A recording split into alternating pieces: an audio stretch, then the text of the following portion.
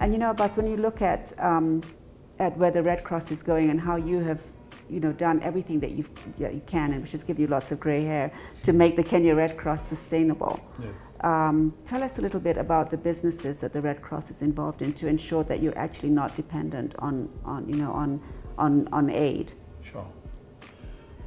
So primarily people are shocked when we say Red Cross is doing business, and they say, what business, and why should you be in business? And I always say, why not? Because statutes or our constitution doesn't stop us from doing business, but on condition that whatever you raise is plowed back into the humanitarian work of the Red Cross. By practice and tradition, all over the world, Red Cross is financed by their government. And they also do public fundraising at the same time. Unfortunately, for one reason or another, we haven't had any funding by our government over the last 30 years. We've been very dependent on external aid from other Red Crosses around the world, or Red Crescent, from the UN, from the private sector, from the Kenyan public. Government has been very kind to us in giving us exemptions and waivers on duty for our goods and services during emergency. They've given us land, and that's where it stops. We're working with them, hoping that we will get back the funding that we needed to do. Because the work we do is in complementing auxiliary to the government, because it's their business, at the county or at a national level. And we auxiliary to both of them because we're enacted by an act of parliament, so by law we're recognized. So it's about now slightly over 10 years when we decided to move into this whole area of setting up businesses that will generate resources that is plowed back into the humanitarian work of the Red Cross. So our first major business was the hotel, and we built the 3 Boma hotels, one in Eldoret, 2 in Nairobi. We're still having a huge loan to pay to the banks. So sometimes I say that I'm only working for banks, unfortunately. But I think in terms of value, it is appreciating. In terms of the loan, it's going down as we continue to pay. So I'm sure in 5-6 years, we'll be out of the woodworks. I mean, it's a long-term strategy anyway. Sure. The other one then we started 7 years ago was ambulance business. One, because of the need for safety and response to, pre-hospital care. We started with 5 ambulances. We were the largest private ambulance owners in Nairobi. Today, with about 130, we're not only the largest in this country, but actually in the continent. Wow. For private ambulance, privately owned. Okay. And today, we hire about 350 young Kenyans, paramedics, EMTs, administrators, nurses, doctors that we've hired.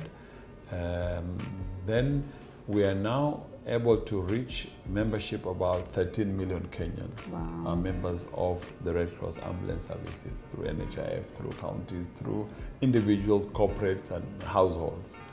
We're hoping that we can reach 20 to 30 million Kenyans. We're hoping we can reach every Kenyan at the end of the day. That's amazing. And we'll need many more ambulances, maybe 300, 350 should be able to do a good job.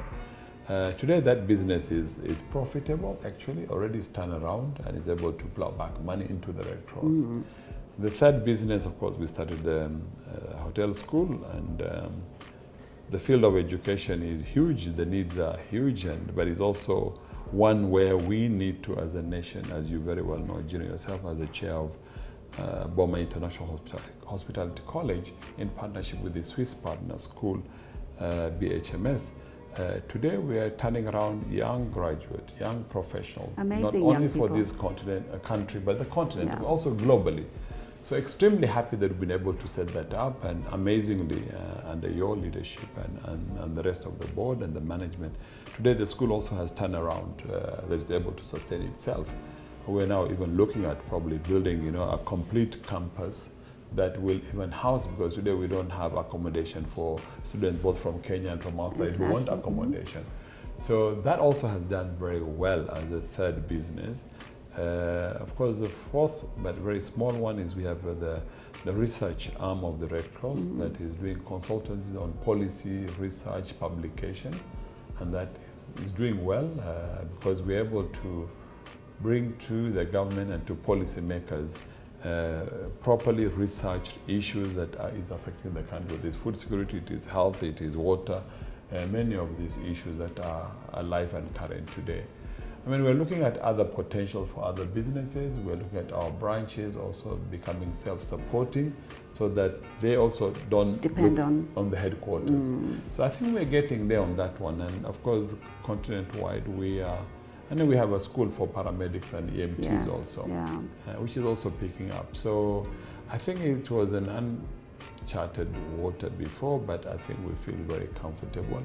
We may even be getting into a television business in the long run. Yes, yeah. Yeah. That's exciting. I think the other thing that lots of people don't realize is how much more can the Red Cross and private sector collaborate? Because I know from my days when I was working at Barclays, and even after I started my business, I think corporates were very used to just simply writing a check, but not really getting involved in whatever they were writing the check for. And I think collaboration's changed now. Sure. And the shift is much more in terms of, okay, not only the check, but in being able to offer some of the skills and services, True. capacity build. True. I mean, I remember a few years ago when Michael Joseph was still the CEO of Safaricom, and where they had this exchange of workers, where Safaricom staff were coming to work with the Red Cross in the various fields, in marketing, in finance, in IT, and to add value on our side. Exactly. And our staff going on the other side also and working in a very competitive, cutthroat, corporate environment.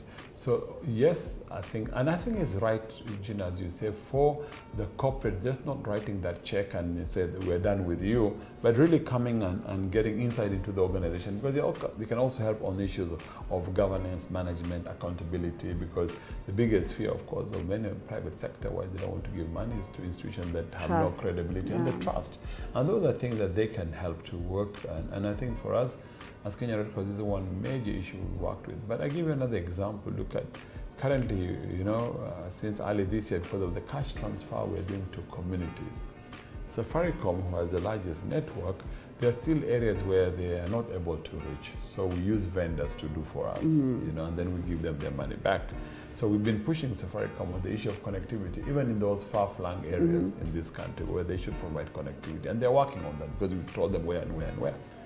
But at the same time, because of the relationship and the trust that we've had with Safaricom and ourselves, we've been able to push them also to agree to accept on the cash transfer program because of the volumes of business we are doing, and because there's also a drought here, national disaster by the president. I wrote to Safaricom to ask if they could waive the charges that are levied on me as a sender and the charges on the receiving end. So, I mean, about a couple of months ago, Safaricom came back to us. And they agreed to do that. And they agreed to that. So today we're the only organization that have that privilege. So we had to set up a new platform with them where that happens automatically when you send and it's received, then it's not. So everyone's getting the exact amount. So, but I'm saying then I'm happy to recognize Safaricom as their donation to the drought exactly kitty, because I would have had to pay otherwise. Yeah. Yes. So there's so much. There's a lot that could actually strengthen collaboration between private sector and aid organizations or humanitarian world, right? Because I think there's kind of a mutual suspicion between the two, And I think what the Kenya Red Cross has done is to be able to go beyond that, and has been shown to be a partner of choice. And that that when you're putting your money with the Red Cross, it's actually getting to where it's meant to be. And I think that's been a huge part of the leadership that you've provided to the Red Cross. But I think what I can see and what I think is important is that the messaging also from humanitarian organizations and the communications needs to be stronger. Because sometimes in private sector you get something you don't actually understand it because it's very humanitarian speak, and you don't really, there are all these sort of initials and terminology, and I think sometimes if humanitarian organizations just simplified the communications, I think, so I think there's lots of areas in which... And it's not our forte, and this is where we're not very good at as a humanitarian organization, to realize that you have your core competence, you're the humanitarian, so do your humanitarian work, and let the other experts in the field of communication or PR or publication and many others come in, because our communication, because for me is, on the business side, when we're setting up the businesses, people were very skeptical. I remember. Especially our friends from the north who say, there they go again, and they're just going to fall flat onto their faces. Because the perception has been We in the Humanitarian are the ones actually managing and running and doing the other bit of the business. And that's not very easy. So what we did in our case was set up companies limited by guarantee with their own board as legal entities, so they're their own board and their own management. So it's run by professionals, hoteliers or paramedics or EMTs or doctors and educators like the school where we have the principal from Switzerland who's very passionate about the school, but also knowledgeable. So it's understanding, what needs to be done and by who. And for us to know, stay in your humanitarian space. You can have business, but the two can't be mixed. No, exactly, exactly.